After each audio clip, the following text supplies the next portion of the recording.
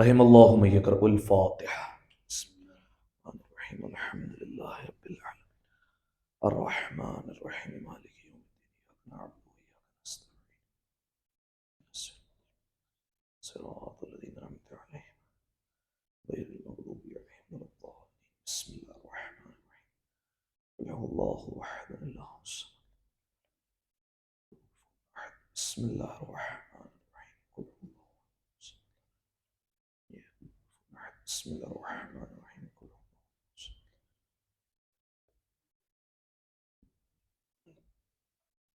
اللهم اغفر للمؤمنين والمؤمنات والمسلمين والمسلمات الأحياء منهم والأموات اللهم تابع بيننا وبينهم بالخيرات إنك مجيب الدعوات إنك على كل شيء قدير برحمتك يا أرحم الراحمين اللهم صل على محمد اعوذ باللہ من الشیطان اللعین الرجیم بسم اللہ الرحمن الرحیم الحمد للہ الذی یخلق ولم یخلق ویرزق ولا یرزق ویطعم ولا یطعم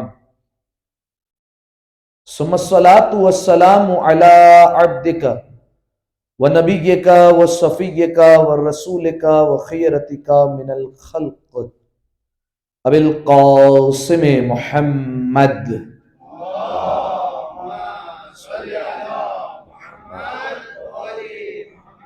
وعلى أهل بيته الطيبين الطاهرين المعصومين المظلومين علي عليه السلام وهو النبأ العظيم والصراط المستقيم والقرآن الكريم وهو الصديق الأكبر والفاروق الأعظم وحبل الله المتين وإمام المسلمين ووصي رسول رب العالمين واللعنة الدائمة على أعدائهم أجمعين أما بعد فقد قال رسول الله صلى الله عليه وآله وسلم حسين مني وأنا من الحسين أحب الله من أحب الحسين وقال أيضا إن الحسين مصباح الهدى وسفينة النجاة صلوات على محمد وآل محمد اللهم صل على محمد وآل محمد۔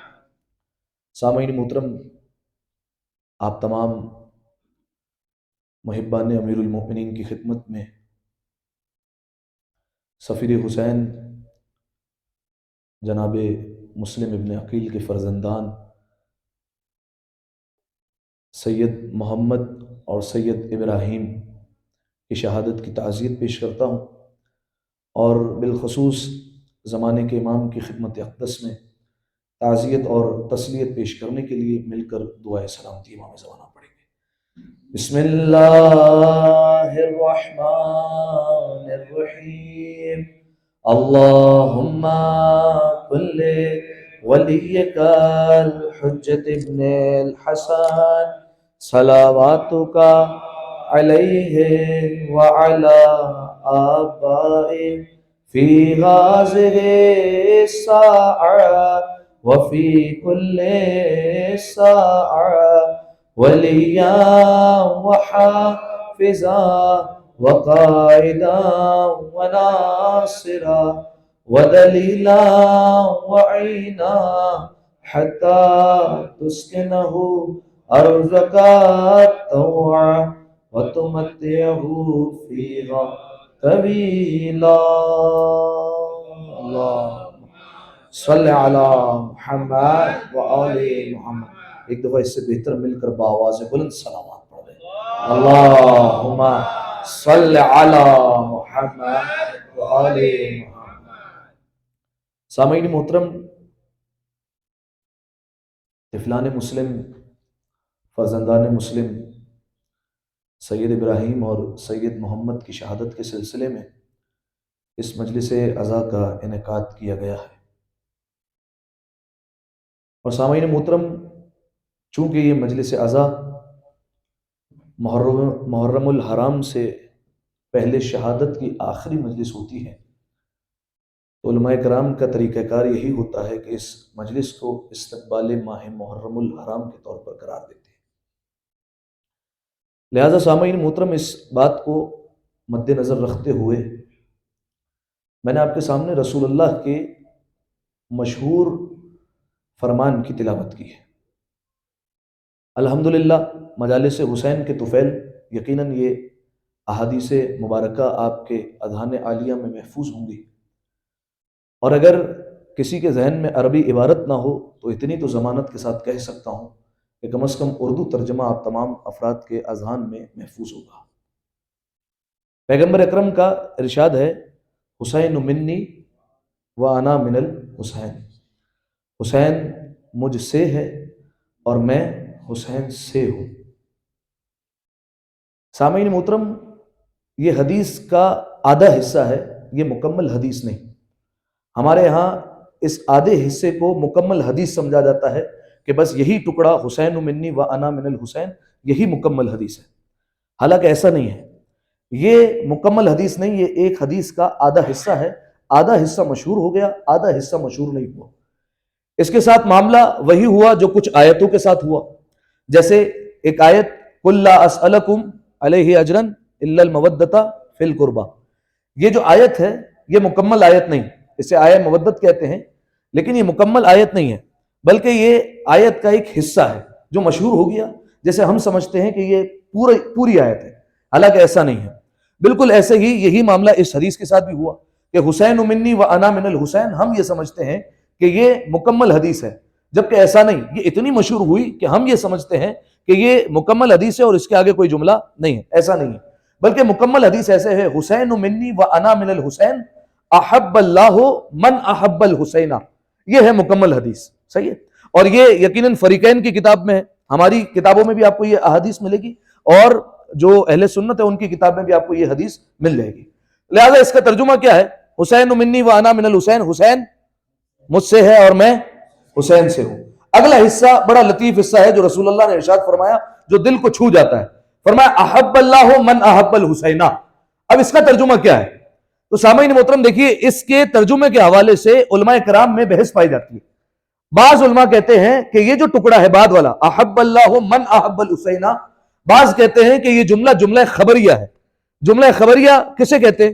جملہ خبریہ اس جملے کو کہتے ہیں جس میں کسی بات کی خبر دی جا رہی ہو، جس میں کسی بات کو بتایا جا رہا ہو، جس میں آپ کو کوئی نیوز دی جا رہی ہو، اسے کہتے ہیں جملہ خبریہ۔ اور بعض علماء کہتے ہیں نہیں، یہ جملہ خبریہ نہیں، بلکہ یہ جملہ دعائیہ ہے۔ جملہ دعائیہ کسے کہتے ہیں؟ جس جملے میں اللہ سے دعا مانگی گئی ہو، اس کو کہتے ہیں جملہ دعائیہ۔ اب یہ جو ٹکڑا ہے احب اللہ من احب الحسین، بعض علماء کہتے ہیں ہمارے نزدیک ہم اسے جملہ خبریہ تسلیم کرتے ہیں، بعض کہتے ہیں کہ یہ جملہ دعائیہ ہے۔ اب اگر ہم اسے جملہ خبریہ مانیں تو اس کا ترجمہ ایسے ہوگا کہ حسین مجھ سے ہے اور میں حسین سے ہوں، احب اللہ من احب الحسین، اللہ اس سے محبت کرتا ہے جو حسین سے محبت کرتا ہے۔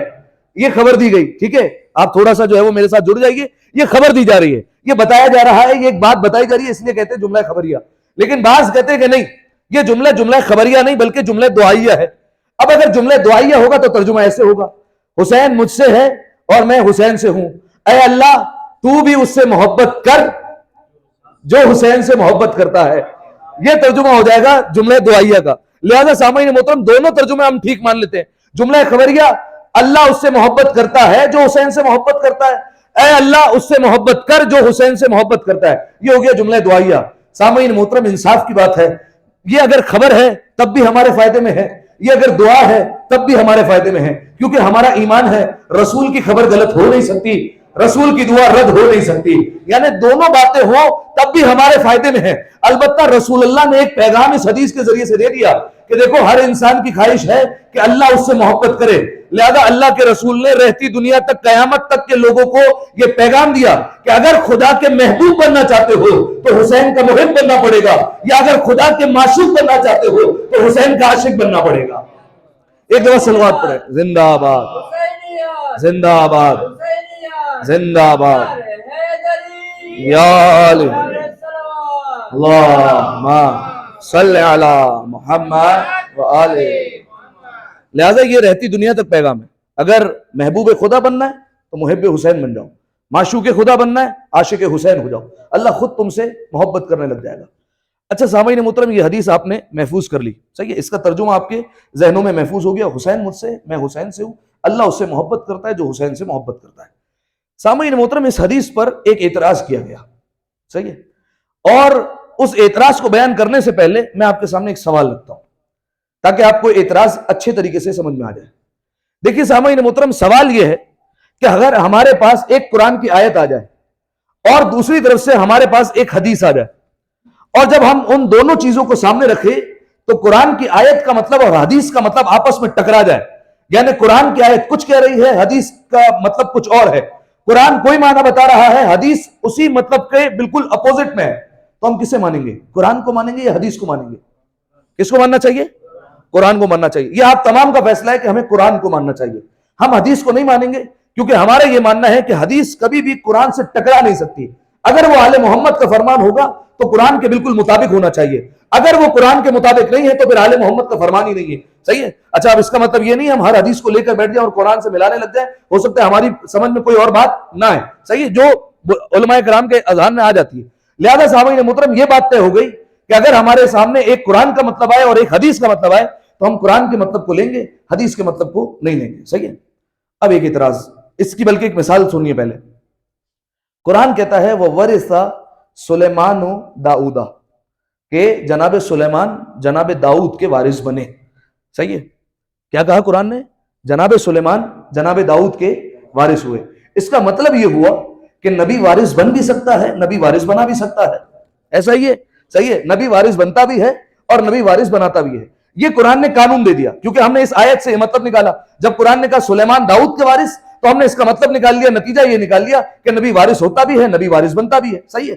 اچھا اب ہمارے پاس ایک برادران کی طرف سے ایک حدیث آ گئی، وہ کیا حدیث آئی؟ نحن معاشر الانبیاء لا نرث ولا نورث، ہم انبیاء کے گروہ نہ وارث بنتے ہیں نہ وارث بناتے ہیں، صحیح ہے، یہ ان کی طرف سے حدیث آ گئی۔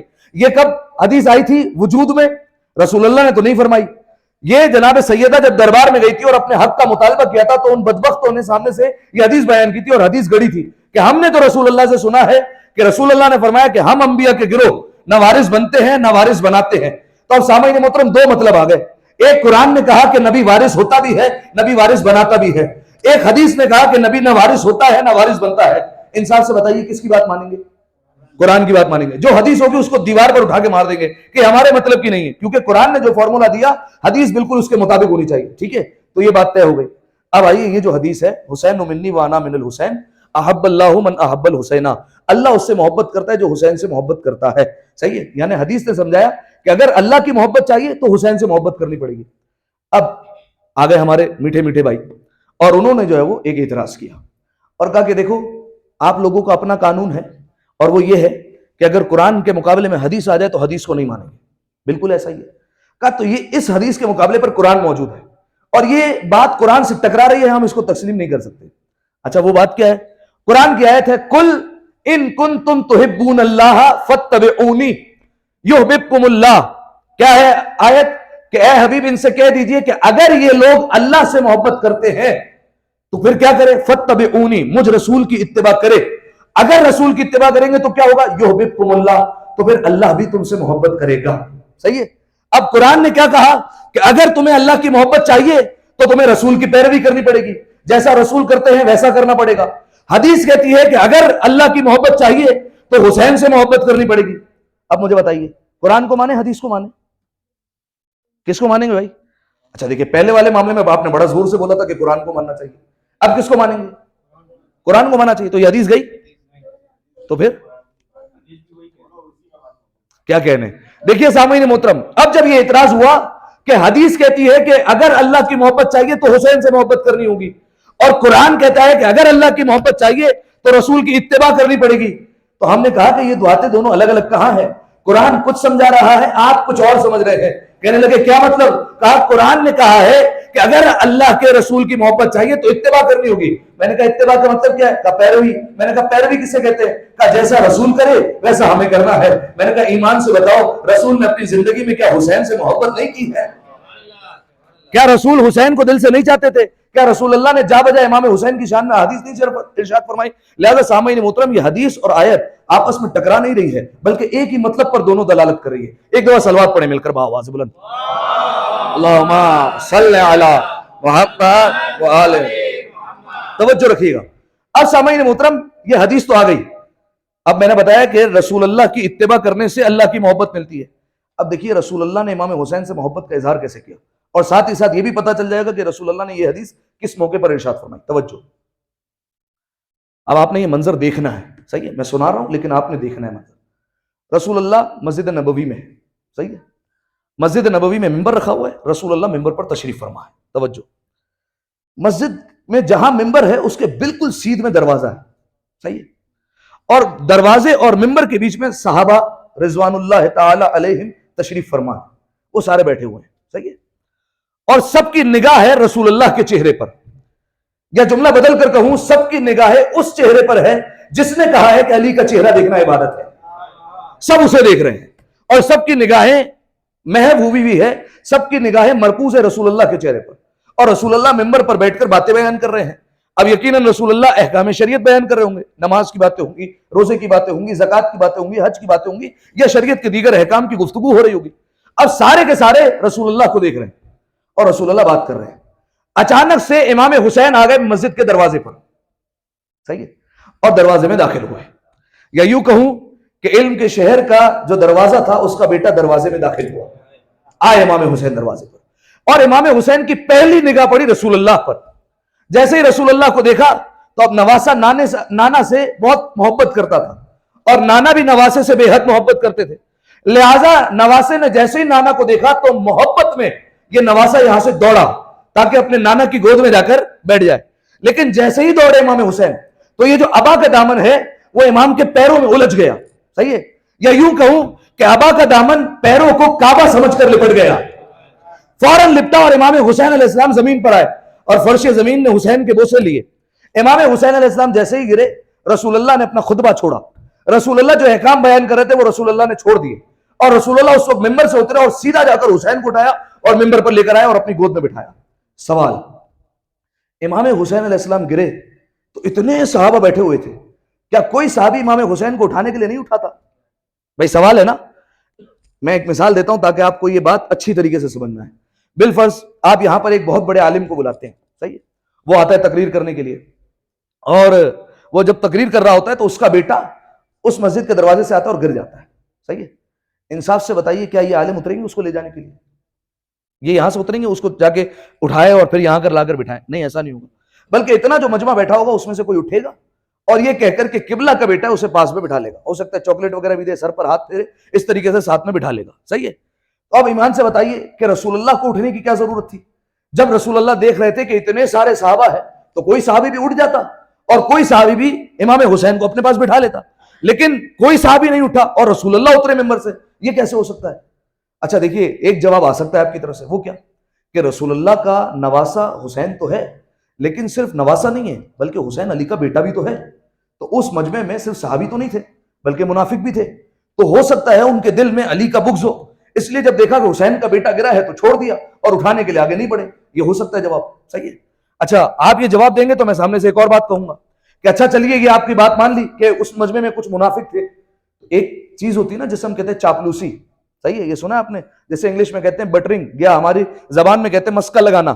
صحیح ہے, تو یہ بھی تو چیز تھی. ہو سکتا ہے حسین کو اٹھاتے اور بعد میں رسول اللہ کو کہتے یا رسول اللہ وہ حسین کو تو اس دن میں نے اٹھایا تھا اور میں نے حسین کو تھاما تھا. ہو سکتا تھا نا ایسا, لیکن ایسا نہیں ہوا.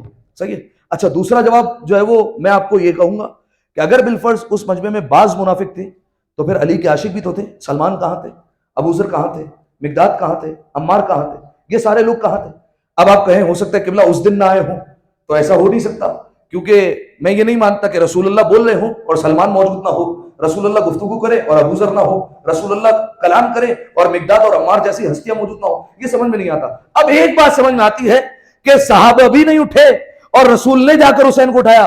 اس کی وجہ کیا تھی؟ اس کا سبب کیا تھا؟ اس کا سبب یہ تھا کہ جیسے ہی حسین گرے تو صحابہ یقیناً اٹھے ہوں گے، لیکن رسول اللہ نے ان کو اشارہ کر دیا ہوگا بیٹھو دوبارہ۔ ایسا کیوں کیا؟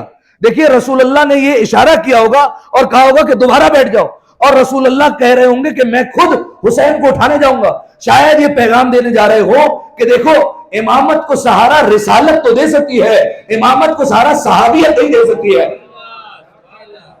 رسالت سہارا دے سکتی ہے، صحابیت سہارا نہیں دے سکتی۔ ایک دفعہ صلوات پڑھے مل کر بآواز بلند، اللہم صلی علی محمد۔ تو اب رسول اللہ نے امام حسین کو اٹھایا اور اپنے زانوں پر بٹھا لیا۔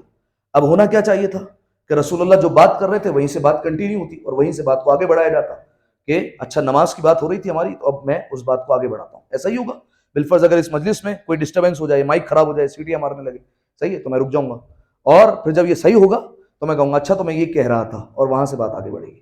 تو ہونا تو یہی چاہیے تھا کہ جب امام حسین کو لے کر آئے تو اب رسول اللہ کہتے اچھا تو میں یہ کہہ رہا تھا، اور پھر وہاں سے بات ہوتی، لیکن رسول اللہ نے ایسا نہیں کیا۔ رسول اللہ نے موضوع ہی بدل دیا، اور رسول اللہ نے کہا حاضل حسین، یہ حسین ہے، فعرفوہ، اسے پہچانو۔ اب رسول اللہ سے پوچھے یا رسول اللہ پہلے نماز کی باتیں ہو رہی تھی، روزے کی باتیں ہو رہی تھی، حج کا بیان ہو رہا ہوگا، احکام شریعت بیان ہو رہے ہوں گے، آپ نے اسے چھوڑ کر حسین کی باتیں شروع کر دی؟ بعید نہیں، رسول اللہ کہے پہلے مسائل ہو رہے تھے، اب مرکز فضائل زانوں پر بیٹھا ہوا تھا۔ کیسے ہو سکتا ہے کہ مرکز فضائل ہو اور حسین پر بات نہ ہو؟ لہذا فرمایا حاضل حسین، یہ حسین ہے، فعرفوہ، اس حسین کو پہچانو، اس کی معرفت حاصل کرو۔ اب فرمایا حسین منی وانا من الحسین، حسین مجھ سے ہے اور میں حسین سے ہوں۔ احب اللہ من احب الحسین، اللہ اس سے محبت کرتا ہے جو حسین سے محبت کرتا ہے۔ اور دیکھیے سامعین محترم کیا فرمایا، حسین مجھ سے ہے اور میں حسین سے ہوں۔ دیکھیے دنیا میں کچھ رشتے ہوتے ہیں جو کا، کے اور کی پر بنتے ہیں، اور کچھ رشتے ہوتے ہیں جو سا، سے اور سی پر بنتے ہیں، صحیح ہے؟ علی رسول سا، صحیح ہے؟ فاطمہ رسول سی، حسن رسول سے، اور جب حسین کی باری آئی تو اب رسول حسین سے، صحیح ہے؟ یہ کچھ رشتے ہیں جو سا، سے اور سی کے ہوتے ہیں، لیکن کچھ رشتے ہوتے ہیں جو کا، کے اور کی کے ہوتے ہیں۔ رسول کا صحابی، صحیح ہے؟ رسول کی زوجہ، رسول کے امتی، صحیح ہے؟ توجہ ہے آپ کی؟ کچھ رشتے ہوتے ہیں جو سا، سے اور سی پر بنتے ہیں، وہ اہل بیت کے لیے فرمایا رسول اللہ نے کہ علی رسول سا، فاطمہ رسول سی، حسن رسول سے، رسول حسین سے، صحیح ہے؟ لیکن جب بات امت کی آتی ہے تو پھر کہتے ہیں رسول کا صحابی، رسول کی زوجہ، رسول کے امتی۔ آپ کہیں گے کہ بلا فرق کیا ہے دونوں میں، یہ کا کے اور کی میں، اور سا، سے اور سی میں؟ دیکھیے سامعین محترم، سا، سے اور سی والے رشتے یہ وہ ہیں جو ہمیشہ باقی رہنے والے ہیں، کا، کے اور کی والے رشتے وہ جو ہے ٹوٹ جانے والے ہیں۔ مثال رسول کا صحابی، صحابی اس وقت تک ہے جب تک زندہ ہے، جب تک صحبت میں بیٹھے گا صحابی رہے گا۔ یا رسول اللہ اگر کسی کو بزم سے اٹھا دے تو اب صحابیت کا رشتہ ختم ہو جائے گا۔ رسول کی زوجہ، جب تک رسول اللہ کی زوجیت میں ہے یہ رسول اللہ کی زوجہ کہلائے گی، لیکن اگر نہ رہے تو پھر رسول کی زوجہ نہیں کہلائے گی۔ رسول کے امتی، جب تک نبی کا کلمہ پڑتا ہے رسول کے امتی کہلائیں گے، لیکن جہاں نبی کا انکار کر دیا اب یہ نبی کا امتی نہیں رہا۔ لیکن جو سا، سے اور سی والا رشتہ ہوتا ہے نا، اس میں رسول اللہ فرماتے ہیں یا علی انت اخی فی الدنیا والآخرہ، اے علی تو دنیا میں بھی میرا بھائی ہے، آخرت میں بھی میرا بھائی ہے۔ لہذا سامعین محترم یہ رشتے وہ ہیں جو ہمیشہ سلامت رہنے والے ہیں۔ ایک دفعہ صلوات پڑھے مل کر بآواز بلند، اللہم صلی علی محمد وآل۔ تو اب سامعین محترم ہماری بات کہاں سے چلی تھی؟ رسول اللہ نے حدیث ارشاد فرمائی کہ حسین مجھ سے ہے، میں حسین سے ہوں۔ اللہ اس سے محبت کرتا ہے جو حسین سے محبت کرتا ہے۔ اور میں نے آپ کو بتایا کہ رسول اللہ نے حسین سے محبت کا اظہار کیسے کیا، کہ جب حسین مسجد میں گرے تو رسول اللہ خود اترے اور جا کر گود میں بٹھایا، صحیح ہے؟ اچھا یہ باتیں وہ ہیں جو ہم سنتے ہیں، اور کیونکہ بہت مشہور ہو گئی لہٰذا ہم محسوس نہیں کر پاتے۔ امام حسین رسول اللہ کی پشت پر آ گئے نماز میں، یہ بات ہم نے بہت سن لی، لیکن اس پر غور نہیں کیا کہ ذرا دیکھو سجدے میں ہے کون؟ سردار انبیاء ہے۔ اسے کہا جا رہا ہے، جبرائیل اس کے پاس آ کر کھڑا ہو گیا، اے محمد خبردار سر نہ اٹھانا، اللہ کا حکم ہے، جب تک حسین آپ کی پشت پر ہے جب تک آپ سر نہیں اٹھا سکتے۔ اور رسول اللہ نے سبحان ربی الاعلیٰ و بحمدہ کی 70 مرتبہ تکرار کی ایک روایت کے مطابق۔ اور اس وقت جو پیچھے صحابہ نماز پڑھ رہے تھے وہ سر اٹھا اٹھا کر دیکھ رہے تھے کہ رسول اللہ کو کیا ہو گیا آج، کہ رسول اللہ جو ہے وہ سجدے سے سر ہی نہیں اٹھاتے۔ تو یہ رسول اللہ کی محبت کا اظہار تھا۔ اسی طریقے سے ایک موقع پر فرمایا ان الحسین مصباح الہدی و سفینۃ النجاۃ، بے شک حسین نہیں، بے شک حسین ہاں ہدایت کا چراغ ہے اور نجات کی کشتی. ایک دو صلوات پڑھے بھائی مل کر. اللہم صلی علی محمد وآل. حسین ہدایت کا چراغ ہے اور نجات کی کشتی. یہ بھی رسول اللہ کی حدیث ہے. یعنی سامعین محترم اگر ہدایت چاہیے تو بھی حسین کے دروازے سے ملے گی, نجات چاہیے تو بھی حسین کے دروازے سے ملے گی. اگر حسین کو چھوڑ دیا تو ہاتھ سے ہدایت بھی گئی, ہاتھ سے نجات بھی گئی. سامعین محترم ایک سوال آپ کے ذہنوں میں آ سکتا ہے, وہ کیا صرف حسین نجات دلا سکتے ہیں, باقی اہل بیت نہیں دلا سکتے؟ اگر میں چاہوں کہ مجھے پانچویں امام نجات دلا دے تو نہیں دلائیں گے؟ دلا سکتے ہیں. تو رسول اللہ نے صرف امام حسین کے لیے کیوں فرمایا کہ ان الحسین مصباح الہدی و سفینۃ النجات؟ حسین ہدایت کا چراغ ہے اور نجات کی کشتی ہے. سب کے لیے ایک ایک کر کے فرماتے نا کہ علی ہدایت کا چراغ ہے, علی نجات کی کشتی ہے. حسن ہدایت کا چراغ ہے, حسن نجات کی کشتی ہے. سب کے لیے فرماتے ہیں, لیکن صرف حسین کے لیے فرمایا حسین ہدایت کا چراغ اور نجات کی کشتی. تو کیا باقی اہل بیت علیہ السلام ہمیں نجات نہیں دلوا سکتے؟ سوال ہے, دلوا سکتے ہیں. یہی سوال ہوا چھٹے امام امام جعفر صادق علیہ السلام سے. اللہم صلی علی چھٹے امام سے سوال ہوا, مولا رسول اللہ کی حدیث ہے کہ حسین نجات کی کشتی ہے. چھٹے امام مسکرانے لگے, کہا بالکل ٹھیک حدیث ہے. کہا مولا کیا آپ نجات کی کشتیاں نہیں ہیں, کیا آپ نجات نہیں دلا سکتے؟ تو فوراً چھٹے امام نے مسکرا کر جواب دیا, کلنا سفن النجات, ہم سب کے سب نجات کی کشتیاں ہیں, الا مگر یہ کہ ان سفینۃ الحسین اوسع و اسرع, مگر حسین کی بات ہی نرالی ہے. حسین کی جو کشتی ہے نا وہ وسعت بھی رکھتی ہے اور حسین کی کشتی تیزی سے نجات تک پہنچاتی بھی ہے. یہ فرق ہے. اب آپ دیکھیے اس کی مثال, فطرس کتنے سالوں سے پڑا ہوا تھا جزیرے میں, کتنے سالوں سے اس کو نجات نہیں ملی, کتنے انبیاء آ گئے, کتنے اوصی آ گئے, اس کو نجات نہیں ملی. رسول اللہ آ گئے, امیر المومنین آ گئے, جناب سید آ گئی, امام حسن آ گئے, لیکن جو ہے وہ نجات نہیں ملی. لیکن جیسے ہی حسین آئے فوراً فطرس کو نجات مل گئی. حسین تیزی سے نجات دیتے ہیں. اور جب دنیا سے گئے حسین تو حر کو بھی معاف کروا دیا اور حر کو بھی نجات عطا کر دی. یعنی میں کہنا یہ چاہ رہا ہوں حسین اتنا کریم ہے اور ایسی نجات دیتا ہے کہ آتے ہی دنیا میں عرش کے مجرم کو معاف کروایا, جاتے ہی دنیا سے فرش کے مجرم کو معاف کروایا. یہ ہے امام حسین علیہ السلام. اب سامعین محترم حسین نجات کی کشتی, یہ ایک دو روایتیں سنیے, حکایتیں, اور مجھے اجازت دے دیں. امام حسین علیہ السلام تیزی سے نجات دیتے ہیں اور حسین کی کشتی بڑی بھی ہے, صحیح ہے.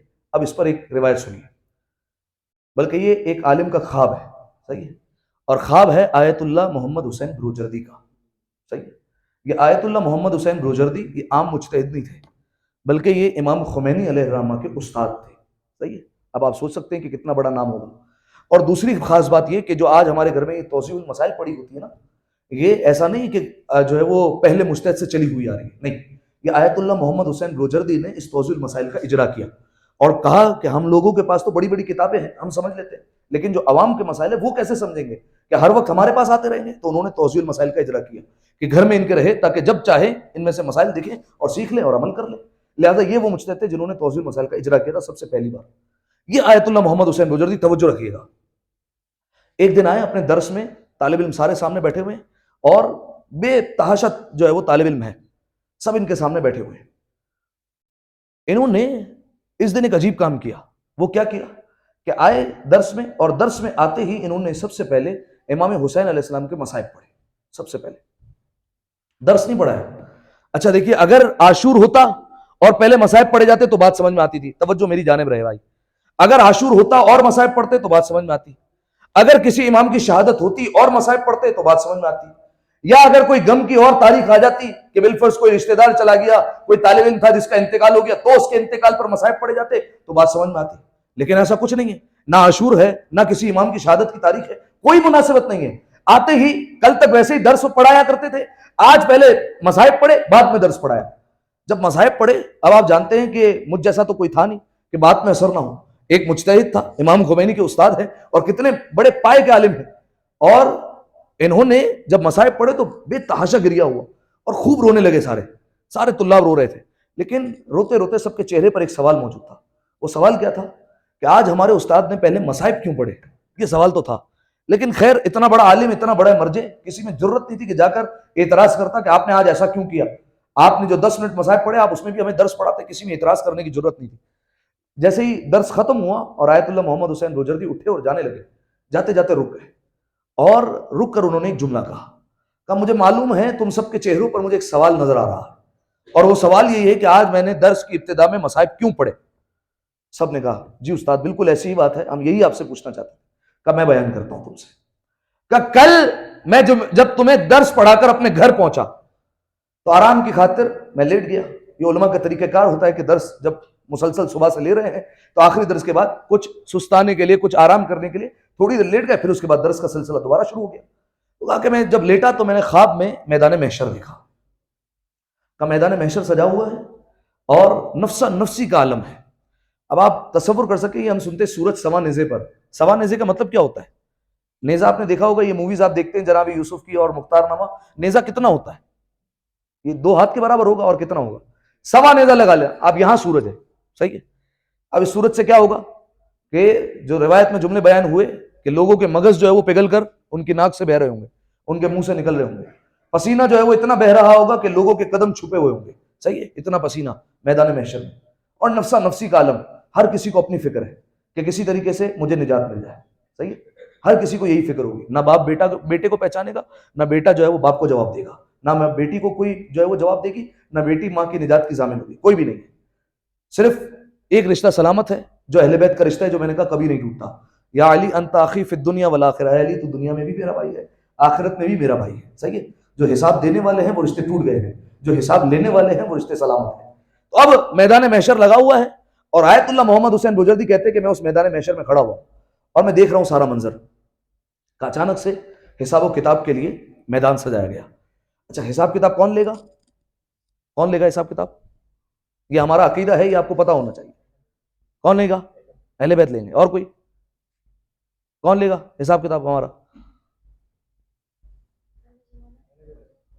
اچھا، ائمہ علیہ السلام لیں گے، صحیح ہے. زیارت جامع کبیرہ کا جملہ ہے کہ اہل بیت علیہ السلام آپ وہ ہیں کہ آپ کی طرف ساری مخلوق پلٹائی جائیں گی اور حسابہم علیکم، اور ان سب کا حساب آپ کے ذمہ ہوگا، آپ حساب کریں گے. پروردگار عالم نے انہیں اذن دے رکھا ہوگا کہ یہ حساب کتاب کریں گے. جس کا ہاتھ پکڑا جنت میں ڈال دیا، جسے اٹھایا چاہے جہنم میں پھینک دیا. یہ اہل بیت علیہ السلام ہے، ان کا اختیار ہوگا قیامت والے دن. ان کی ذمہ داری ہوگی حساب و کتاب لینا، صحیح ہے. آیت اللہ محمد حسین بجردی کہتے ہیں اب چونکہ ہمارا عقیدہ تھا لہٰذا 12 قطاریں لگ گئی اس وقت حساب و کتاب لینے کے لیے. ہر قطار کے آگے ایک امام، پہلی قطار امام علی آگے، دوسری قطار امام حسن آگے، اس طریقے سے 12ویں امام تک ہر قطار کے آگے ایک ایک امام کھڑا ہوا ہے. اور آپ سوچئے قیامت میں کتنا ہجوم ہوگا، ہر قطار میں کتنے کتنے لوگ ہوں گے جو کھڑے ہوئے ہوں گے حساب کتاب دینے کے لیے. آیت اللہ محمد حسین بجردی کہتے ہیں میں نے دیکھا کہ ان تمام قطاروں میں ایک قطار ایسی ہے جو بڑی تیزی سے چل رہی ہے، صحیح ہے، بڑی تیزی سے چل رہی ہے.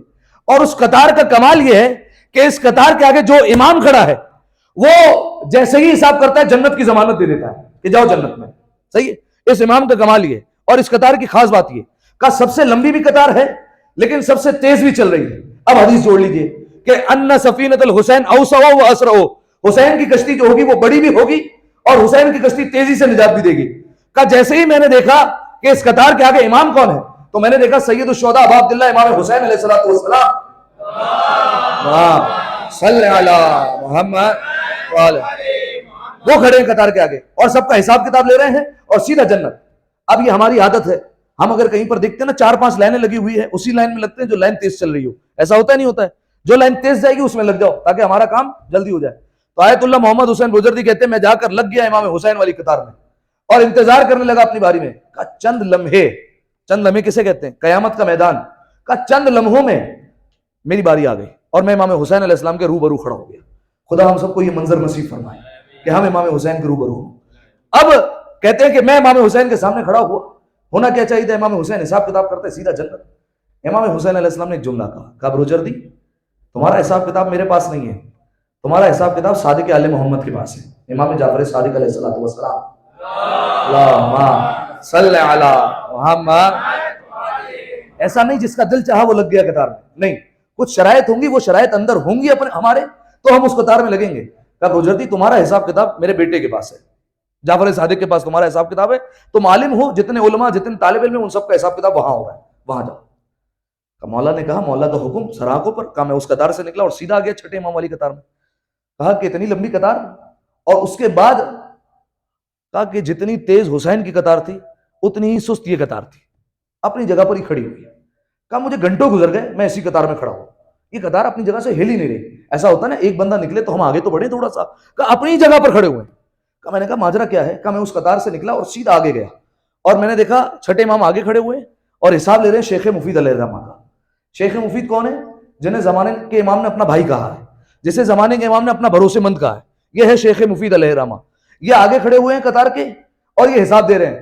امام پوچھے جا رہے ہیں ایک کے بعد ایک سوال. مفید جو تم نے فلاں فتویٰ دیا تھا اس میں کس چیز سے استدلال کیا تھا؟ کہا مولا فلاں حدیث سے. کہا چاہتے تو اس آیت سے بھی جواب دے سکتے تھے, حدیث کی ضرورت کیوں پڑی؟ اس آیت سے بھی جواب ہو سکتا تھا.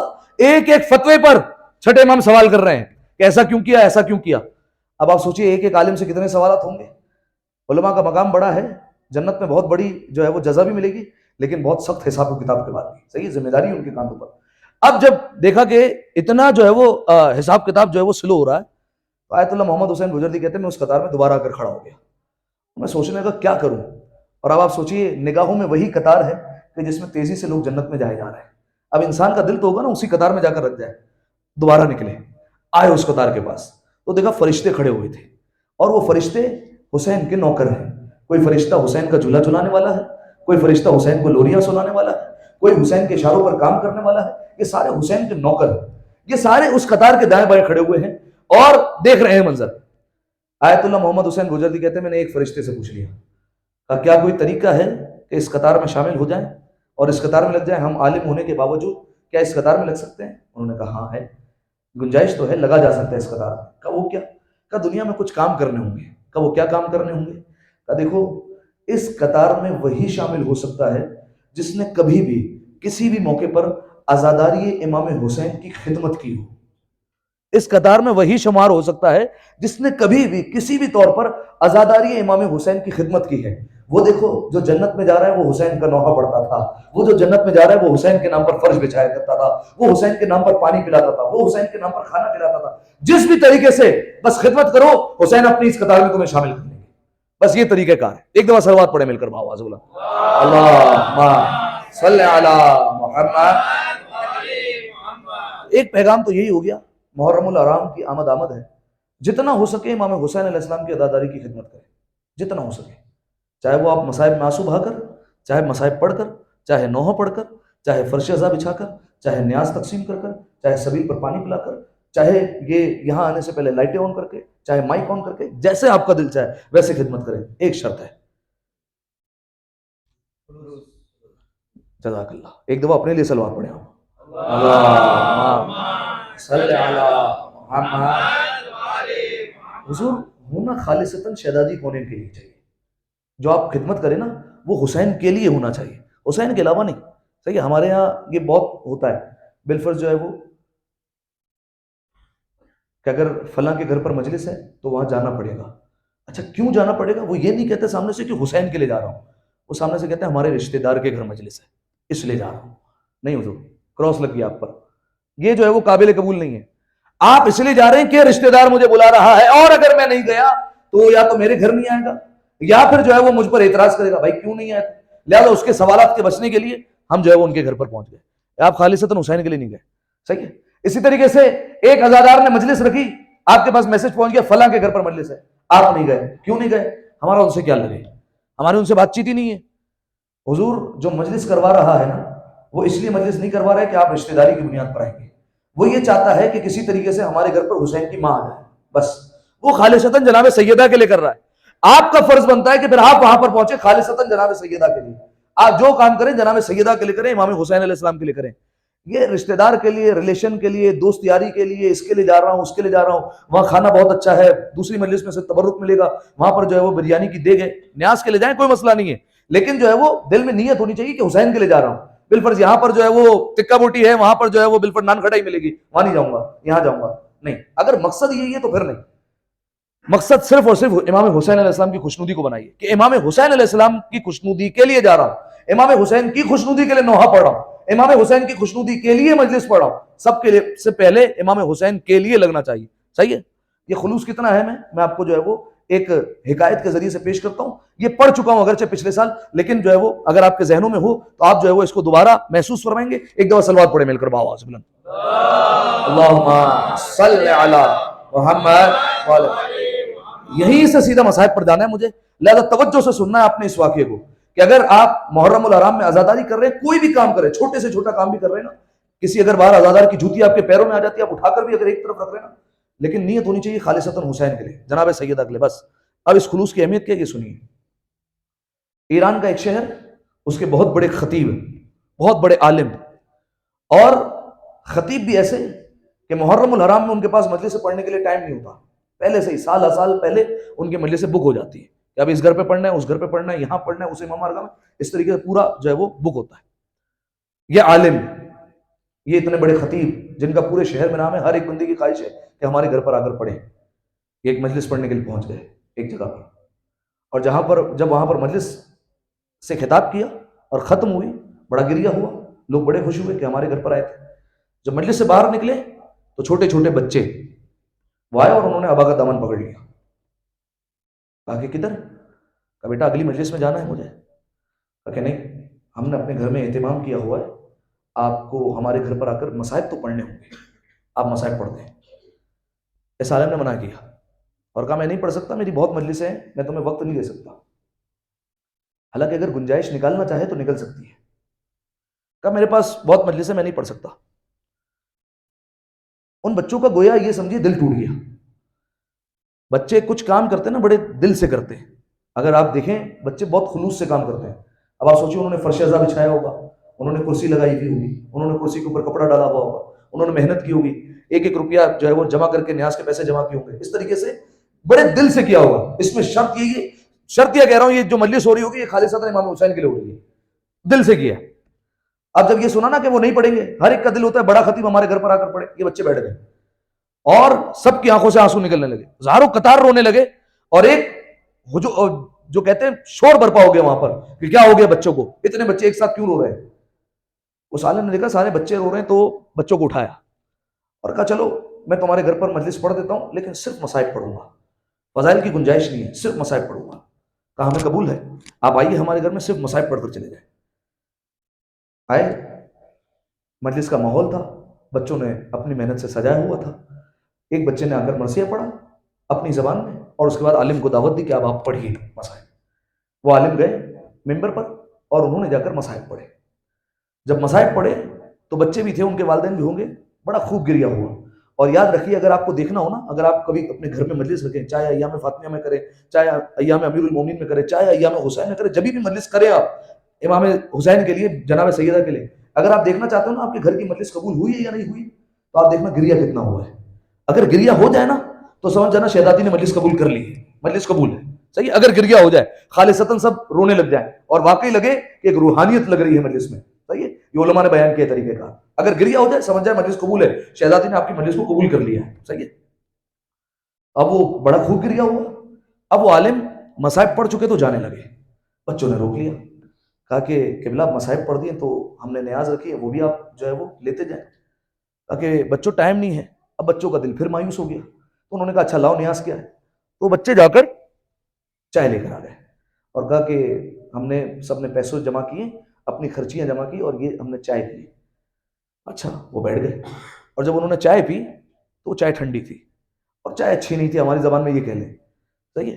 اب آپ سوچ لیجئے بچے کس طریقے سے کریں گے، چائے ٹھنڈی ہو گئی پڑے پڑے، اب انہیں مزہ نہیں آیا۔ خطیب کا طریقہ کار یہ ہوتا ہے کہ بھائی گلا جو ہے وہ بیٹھا ہوا ہے، تو اب جو ہے وہ مجھے گرم چائے چاہیے، یہ چاہیے وہ چاہیے۔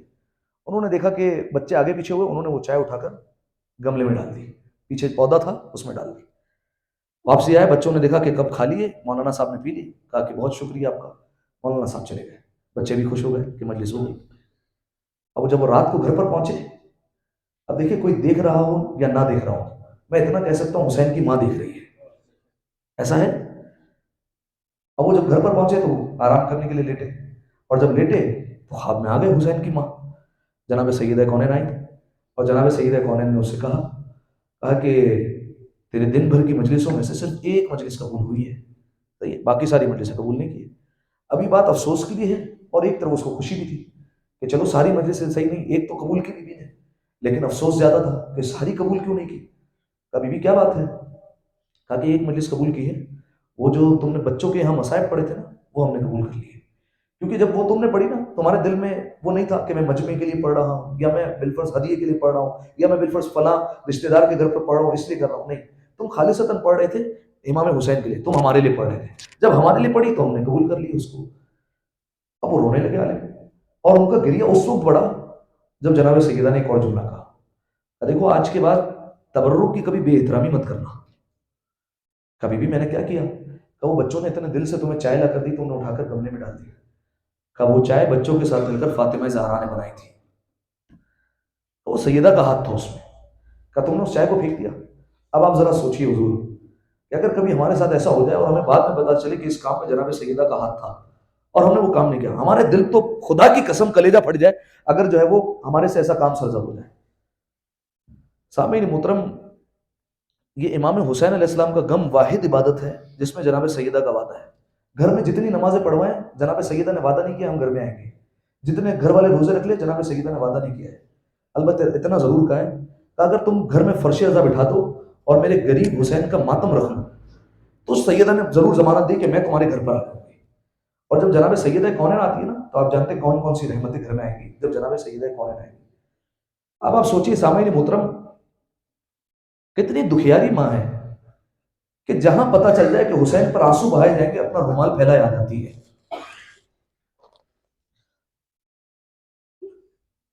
کہیں اگر حسین کا ماتم ہو سب سے پہلے یہ بی بی آئے گی، کہیں اگر علی اکبر کے جگر کا ماتم کیا جا رہا ہو یہ بی بی پہلے پہنچ جائے گی، کہیں اگر اسے پتہ چل جائے کہ عباس کی مشق چھن گئی اس لیے مومنین رو رہے ہیں یہ بی بی پہلے آ جائیں گی۔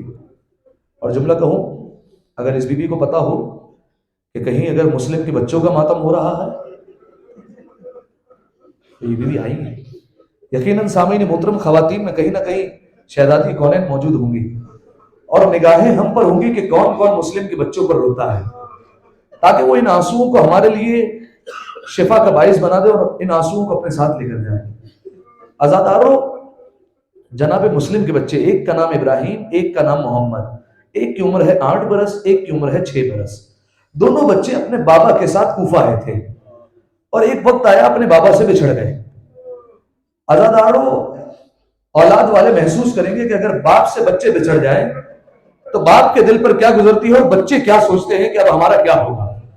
عزادارو، ان دونوں بچوں کو، معصوموں کو ابن زیاد کے زندان میں قید کر دیا گیا، لیکن عزادارو سنیں گے یہ معمولی زندان نہیں تھا، یہ زمین سے 50 زینے نیچے جا کر زندان شروع ہوتا تھا، جہاں تاریکی ہے، اندھیرا ہے، سناٹا ہے، غربت ہے، وحشت ہے۔ اکیلے 2 بچے مسلم کے وہاں پر موجود ہیں۔ عزاداروں، اور بچوں کو کھانا کیا دیا جاتا ہے؟ ایک گرم پانی کا پیالہ اور ایک سوکھی روٹی بچوں کو دی جاتی ہے۔ عزاداروں، بچے کیسے گزارا کر رہے ہوں گے ذرا آپ تصور کریں۔ عزاداروں، ایک دن ایسا آیا، ایک بھائی نے دوسرے بھائی سے کہا بھیا ہمیں کافی عرصہ ہو گیا یہاں پر، آج جب زندان بان آئے گا نا تو ہم اسے بتائیں گے کہ ہم کون ہیں، ہم اسے اپنا تعارف کروائیں گے۔ عزاداروں، کچھ وقت گزرا، زندان بان آیا، زندان بان نے جیسے ہی دروازہ کھولا نا بچوں نے کہا اے زندان بان کیا تو ہمیں جانتا ہے کہ ہم کون ہیں؟ کہا نہیں بچوں میں تمہیں نہیں جانتا۔ کہا کیا محمد مصطفیٰ کو جانتا ہے؟ کہا محمد مصطفیٰ کو جانتا ہوں، ہمارے نبی ہے، ہاں اس کے کلمہ کو ہے۔ کہا کیا ان کے بھائی علی ابن ابی طالب کو جانتا ہے؟ کہا ان کو بھی جانتا ہوں، ہمارے وصی ہے۔ کہا کیا ان کے بیٹے حسین ابن علی کو جانتا ہے؟ کہا ان کو بھی جانتا ہوں جنہیں کربلا میں شہید کر دیا۔ کہا کیا حسین کے سفیر مسلم کو جانتا ہے؟ کہا مسلم کو بھی جانتا ہوں۔ کہا ہم مسلم ہی کے بچے ہیں جو کافی عرصے سے زندان میں قید ہیں۔ عزاداروں، زندان بان نے جب یہ سنا نا اپنے گھٹنوں پر بیٹھ گیا، ہاتھوں کو جوڑ لیا، کہا بچوں مجھے معاف کرنا، مجھے پتا نہیں تھا کہ تم مسلم کے بچے ہو۔ اور ایک اور جملہ کہا جو دل پر لگتا ہے کہ بچوں قیامت میں اپنی دادی فاطمہ سے شکایت نہ کر دینا، اے بچوں مجھے معاف کر دو، میں زندان کا دروازہ کھول دیتا ہوں، بچوں تم جیسے ہی موقع دیکھو یہاں سے نکل جانا۔ بچوں رات کی تاریکی میں سفر کرنا، دن میں سفر نہ کرنا، کوفے کے حالات بڑے خراب ہیں۔ عزاداروں، رات کا سناٹا ہوا، دونوں بچے اس زندان سے نکلے ہیں، ذرا سوچنا تو صحیح، باپ موجود نہیں ہے، ماں ساتھ نہیں ہے، چھوٹے چھوٹے بچے ہیں، کوفے کی تنگ گلیاں ہیں، اکیلے اکیلے پھر رہے ہیں گلیوں میں۔ عزاداروں، جب محسوس کیا نا صبح ہونے والی ہے، دونوں بچے درخت کے اوپر چڑھ کر بیٹھ گئے تاکہ کوئی ہمیں دیکھ نہ لے۔ صبح ہوئی، ایک مؤمنہ خاتون پانی بھرنے کے لیے آئی۔ عزاداروں، جیسے ہی کنویں کے قریب پہنچی کیا دیکھا؟ پانی میں 2 چاند نظر آ رہے ہیں۔ فوراً دیکھا، سر اٹھا کر درخت کے اوپر 2 بچے بیٹھے ہوئے ہیں۔ مومنہ نے کہا ارے میرے بچوں تم کس کے بچے ہو، کہاں کے رہنے والے ہو؟ دونوں بچے سہمے ہوئے تھے، گھبرائے ہوئے تھے، کسی کو جواب نہیں دیتے تھے۔ کہا میرے بچوں ڈرنے کی بات نہیں ہے، کون ہو، کس کے بچے ہو؟ کہا ہم مسلم ابن عقیل کے بچے ہیں۔ عزاداروں، وہ مومنہ خاتون رونے لگی کیونکہ وہ جانتی تھی مسلم کو مار دیا گیا ہے، کہا میرے بچوں میرے ساتھ چلو، مسلم میرا موڑا تھا، میں تمہیں اپنے گھر لے کر چلتی ہوں۔ دونوں بچوں کو لے کر چلی ہے، آئی اپنے گھر، دونوں بچوں کو کھانا کھلایا۔ چھوٹا جو بھائی تھا نا، اسے اپنے ہاتھوں سے کھانا کھلایا۔ چھوٹا بھائی رونے لگا۔ اس مومنہ خاتون نے پوچھا کیا ہوا؟ کہا مجھے کھانا ہمیشہ میری ماں کھلایا کرتی تھی، میری ماں کی مجھے بڑی یاد آ رہی ہے۔ عزاداروں بچوں کو کھانا کھلایا، بچے آرام کی گھر سے لیٹ گئے۔ کہا بچوں شور مت کرنا، آرام سے اس حجرے میں رہو۔ دونوں بچے سو گئے۔ عزاداروں ایک بھائی نے دوسرے بھائی کو گلے لگایا ہوا ہے، آرام کر رہے ہیں۔ رات کا پہر گزرا، دونوں بچے روتے روتے اٹھے، دونوں بھائی ایک دوسرے کے گلے لگ گئے۔ بڑے بھائی نے پوچھا بھیا کیا بات ہے، روتے کیوں ہو؟ چھوٹا بھائی رو کر کہتے بھیا بابا مسلم خواب میں آئے تھے اور رو رو کر کہتے تھے میرے بچوں بڑا امتحان دے لیا، میرے بچوں میں جانتا ہوں تم کوفے میں در بدر ہو گئے، میرے بچوں بڑا امتحان دے لیا، آج تمہارا بابا مسلم تمہیں لینے کے لیے آیا ہے۔ بس عزاداروں بچوں نے یہ سنا، فوراً بچے رونے لگے گلے لگ کر۔ جب یہ آواز گھر میں گونجی نا، مومنہ کا ایک بیٹا جس کا نام تھا حارث، یہ ملعون ابن زیاد کا ایک سپاہی تھا، فوراً آیا۔ کہا رے تم دونوں کون ہو؟ بچوں نے کہا کہ مومنہ کا گھر ہے، ہمیں کیا خطرہ؟ فوراً کہا ہم مسلم ابن عقیل کے بیٹے ہیں۔ حارث نے کہا میں نے تمہیں کہاں نہیں ڈھونڈا، تم میرے گھر میں ہی چھپ کر بیٹھے ہو۔ عزاداروں سے دونوں بچوں کو ایک ستون کے ساتھ باندھ دیا، ساری رات بچے کھڑے رہے، بچوں کے پیر دکھتے رہے۔ عزاداروں جیسے ہی فجر کا وقت قریب آیا، اس نے رسیاں کھولی، دونوں بچوں کے بالوں میں ہاتھ ڈالا، عزاداروں گھسیٹتا ہوا فرات کے کنارے لے کر گیا، چہرے پر تماچے مارتا تھا۔ عزاداروں دونوں بچوں نے کہا ارے ہمارے ساتھ ایسا سلوک کیوں کرتا ہے؟ ہم سید ہیں، آل رسول ہیں، ہمارے ساتھ کیوں ایسا سلوک ہے؟ کہا ابن زیاد مجھے انعام دینے والا ہے۔ بچوں نے رو کر کہا ہمیں مدینہ لے چل، ہم اس سے زیادہ تجھے انعام دلوا دیں گے۔ کہا نہیں مجھے ابن زیاد سے انعام چاہیے۔ عزاداروں ایک اور جملہ بچوں نے کہا اگر محسوس کر سکے آپ، بچوں نے کہا اچھا ایک کام کر، ہمیں بازار میں لے جا کر فروخت کر دے، ہمیں کسی کا غلام بنا دے لیکن ہمیں قتل نہ کر۔ عزاداروں نے مانا۔ بچوں نے کہا اگر تیری یہی خواہش ہے پھر آخری بار ہمیں 2 رکعت نماز پڑھنے دے دے۔ عزاداروں اجازت ملی، دونوں بھائیوں نے نماز شروع کی۔ نماز ختم ہوئی نا، اس حارث ملعون نے کہا اب دونوں بھائی ذرا اپنے کرتے اتارو، میں تمہارا سر جدا کرنے والا ہوں۔ بڑے بھائی نے کرتا اتارا، چھوٹا بھائی رونے لگا۔ کہا تو کیوں روتا ہے؟ کہا میرا کرتا میری ماں اتارا کرتی تھی، مجھے کرتا اتارنا نہیں آتا ہے۔ عزاداروں بڑا بھائی آگے بڑھا، چھوٹے بھائی کا کرتا اتارا، اپنے سینے سے لگایا اور کہا اے بھیا میں موجود ہوں۔ عزاداروں سے تلوار کو کھینچا، اجرکم من اللہ، شہزادی آپ کو کوئی غم نہ دے، ان آنسو کو اپنے رومال میں جگہ دے۔ عزاداروں سے تلوار نکالی، چھوٹا بھائی آگے آ گیا۔ کہا پہلے مجھے مارنا۔ کہا کیوں؟ کہا اماں کہتی تھی بڑا بھائی باپ کی جگہ ہوتا ہے۔ بڑا بھائی آگے آیا، کہا خبردار ابھی بڑا بھائی زندہ ہے، چھوٹے بھائی پر پہلے تلوار میں اٹھانا۔ عزاداروں سے تلوار نکال کر دونوں بھائی کا سر تن سے جدا کیا، لاشیں فرات کے حوالے کر دیے۔ عزاداروں میں ایک جملہ کہوں گا، اے محمد آپ بڑے مظلوم ہیں لیکن جب آپ گرے ارے ماموں اٹھانے کے لیے موجود تھے، آئیے کوفہ میں، ارے یہ 2 بچے ہیں، ارے انہیں کوئی اٹھانے والا نہیں ہے۔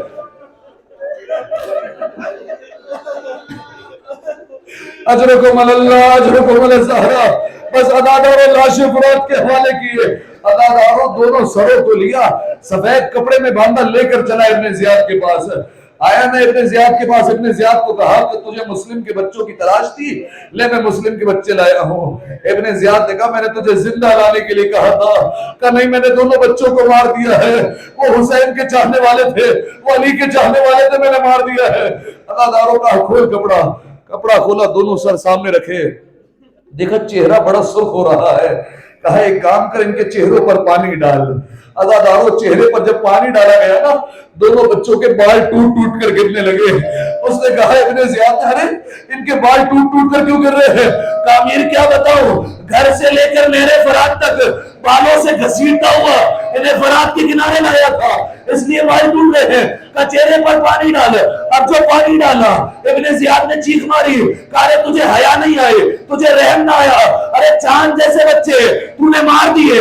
ازاداروں میں ایک جملہ کہوں گا, ارے جو بچے ظالم کی نگاہ میں چاند ہو وہ ماں کی نگاہ میں کیسے ہوں گے.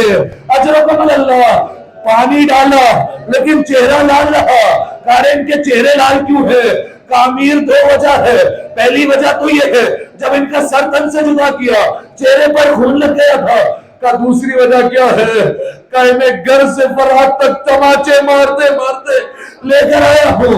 میں ہاتھوں کو جوڑ کر کہوں گا, اے سکینہ صرف آپ کو تماچے نہ لگے, ارے مسلم کے بچوں کو بڑا مارا گیا. بس آخری جملہ, بچوں کو شہید کر دیا گیا. کچھ وقت گزرا, کربلا سے کوفہ لٹا ہوا قافلہ آیا. بچوں کی ماں کا نام رقیہ تھا. جناب رقیہ جناب عباس کی بہن تھی, وفادار تھی. سنیں گے وفادارو, جب بھی راہ شام میں جناب زینب کو پتھر مارے جاتے, جناب رقیہ کیا کر کہتی, ارے زینب کو نہ مارو, وہ نبی کی بیٹی ہے, میں علی کی بیٹی ہوں, مجھے پتھر مارو. ازادارو یہ قافلہ جب کوفہ پہنچا, ایک طرف سے آواز آئی, السلام علیکہ یا ابا عبداللہ. جناب زینب نے کہا, ارے کون پردیس میں میرے بھائی کو سلام کر رہا ہے؟ ایک بار کا السلام علیکہ یا بنت رسول اللہ. جناب زینب نے کہا, ارے کون مجھے سلام کر رہا ہے؟ دیکھا دارالامارہ پر مسلم کا لاشا لٹک رہا ہے. ساری بیویاں روتے روتے گزر گئی. جناب رقیہ کھڑی رہی, کہے مسلم, او مسلم, میں نے تجھے پہچان لیا, یہ تو ہے مسلم. اے مسلم, میں تجھ سے چادر کا شکوہ نہیں کرتی, ارے وہ تو زینب کی بھی چھن گئی. میں تجھ سے ہاتھوں میں رسیاں بندھنے کا شکایت نہیں کرتی, وہ تو زینب کے بازو بندھے ہیں. اے مسلم, اے میرے والی, مجھے بس اتنا بتا, جو دو بچے میرے ساتھ تھے میں نے کربلا میں قربان کر دیے. او مسلم, جو دو تیرے ساتھ تھے وہ کہاں گئے؟ مسلم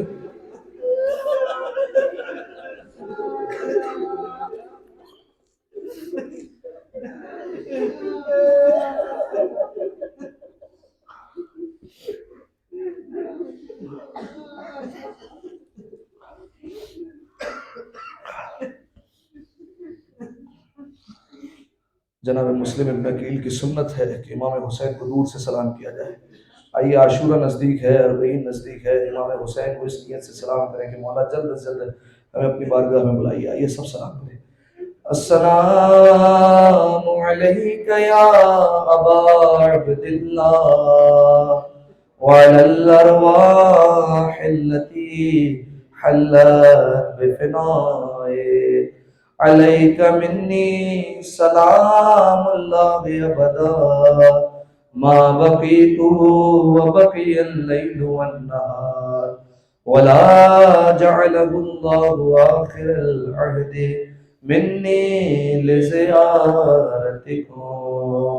السلام علی الحسین وعلی علی ابن الحسین وعلی اولاد الحسین وعلی اصحاب الحسین. آخری بار طفلان مسلم کی خوشنودی کے لیے, السلام علی الحسین وعلی علی ابن الحسین وعلی اولاد الحسین وعلی اصحاب الحسین.